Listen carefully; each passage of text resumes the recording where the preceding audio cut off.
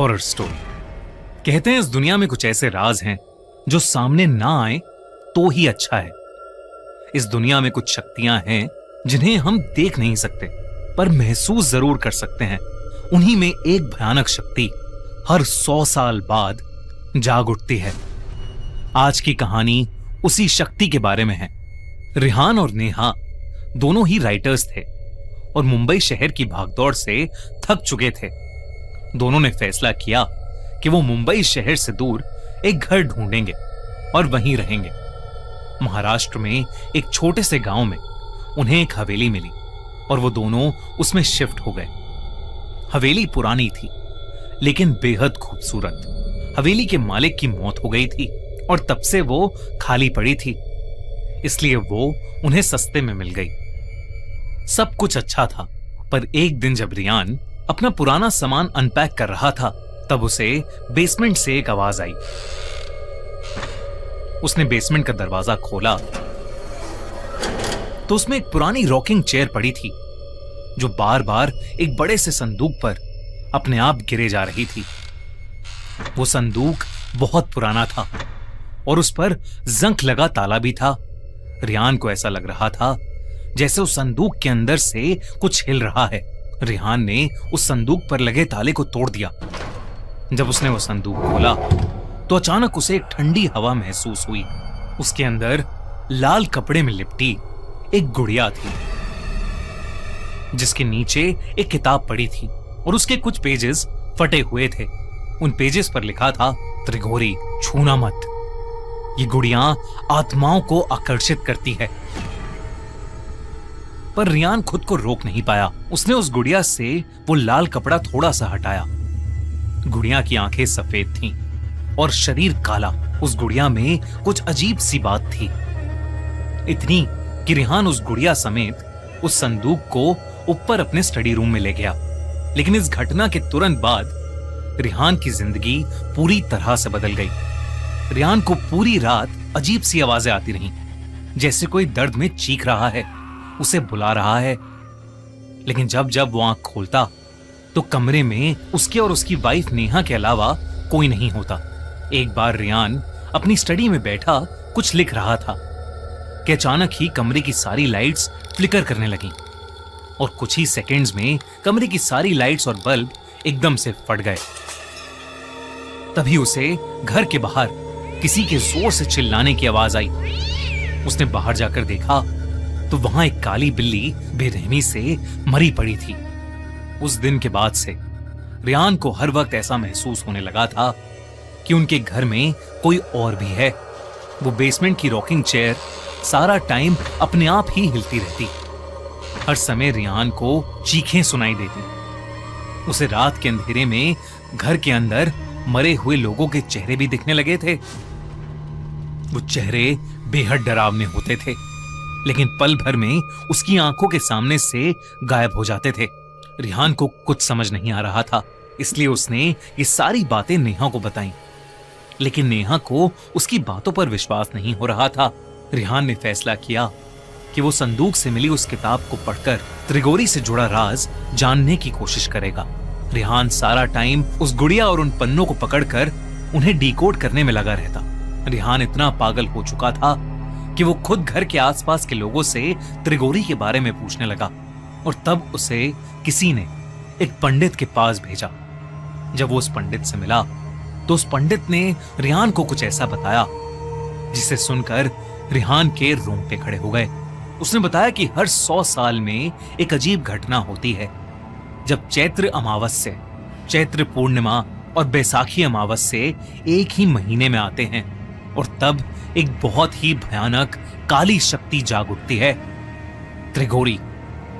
ये 3 रातें 100 साल में एक बार जब अप्रैल के महीने में आती हैं तो अपने साथ एक तबाही लाती हैं।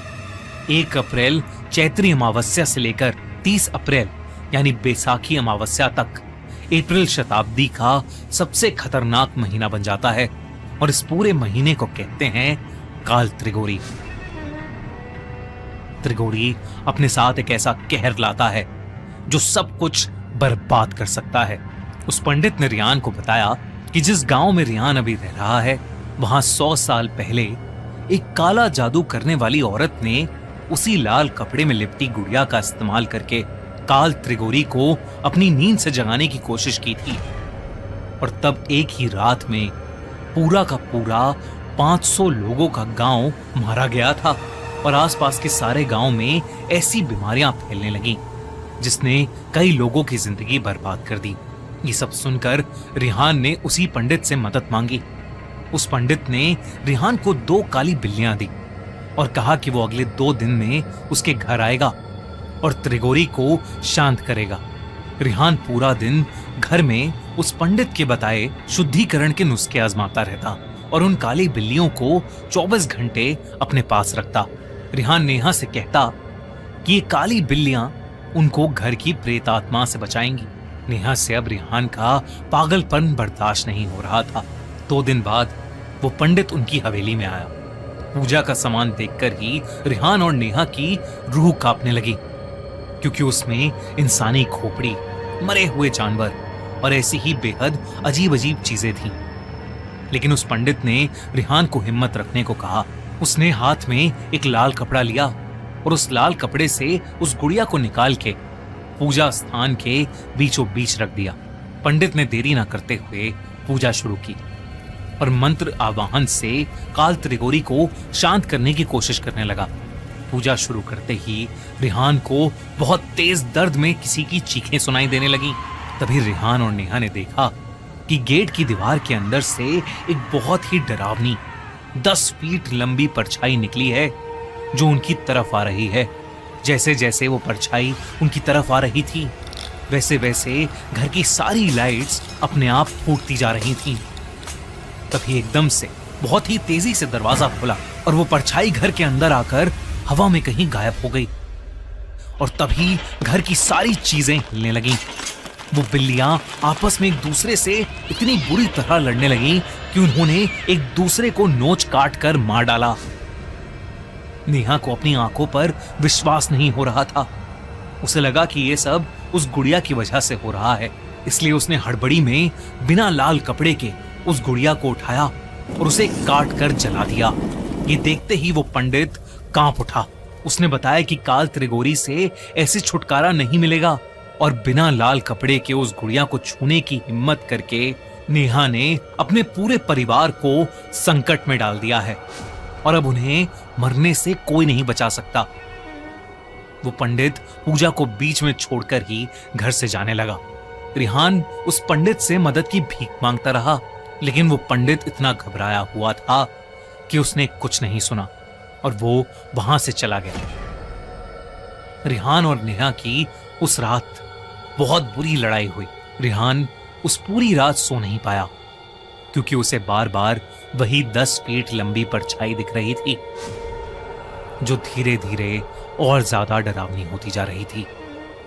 अगली सुबह उसे नेहा की चिल्लाने की आवाज आई। वो उसके पास पहुंचा। तब नेहा ने बताया कि पिछली रात उसके माँ बाप के घर में आग लग गई और उसकी पूरी फैमिली उस फायर एक्सीडेंट में मारी गई। रिहान ने डर के मारे अपना सर पकड़ लिया। वो समझ गया था कि यह सब काल त्रिगोरी की वजह से हो रहा है। कुछ ही देर में उसे एक और खबर मिली।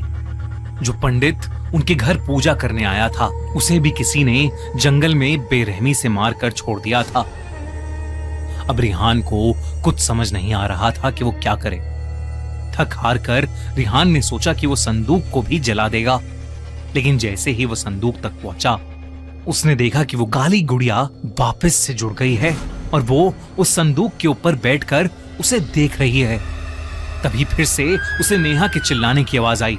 जब वो अपने कमरे में गया तो उसने देखा कि नेहा के हाथ में एक चाकू है और उसके पीछे वही 10 फीट भयानक लंबी परछाई। नेहा रिहान को देखकर पागलों की तरह हंस रही थी। इससे पहले कि वो कुछ समझ पाता, नेहा उसकी तरफ भागी। गांव वालों को कई देर तक उन दोनों के चिल्लाने की आवाजें आईं। जब वो लोग उनकी मदद करने पहुंचे तो उन्होंने देखा कि हवेली खुली पड़ी है और हवेली की सारी दीवारों पर खून से काल त्रिगोरी लिखा है। जब गांव वाले हवेली की बेसमेंट में गए तो उनके रोंगटे खड़े हो गए, क्योंकि वो दोनों पति पत्नी घर की बेसमेंट में बेजान पड़े थे। पुलिस की इन्वेस्टिगेशन में उन्हें रियान के स्टडी टेबल पर उसकी डायरी मिली, जिसमें उसने पिछले कुछ दिनों में जो कुछ भी उनके साथ हो रहा था वो सब लिखा था। लेकिन जब पुलिस ने पूरा घर छाना तो उन्हें वहां ना ही कोई संदूक मिला और ना ही कोई गुड़िया। बस दीवारों पर बड़े बड़े खून से लिखे हुए 2 शब्द, काल त्रिघोरी। दोस्तों, आपको क्या लगता है कि क्या है काल त्रिघोरी का रहस्य, और क्या होगा जब वो 100 साल बाद वापस जागेगा? अगर आपको इस इंडियन फोकलोर लेजेंड और राज के बारे में जानना है तो देखिए नई हॉरर फिल्म काल त्रिघोरी, जो थिएटर्स में ऑलरेडी रिलीज हो चुकी है। तो डोंट मिस आउट। अगर आपको हमारी ये हॉरर स्टोरी पसंद आई तो हमारे चैनल खूनी संडे 7 को लाइक और सब्सक्राइब जरूर से करें और हर रोज देखें एक दिल दहला देने वाली स्टोरी।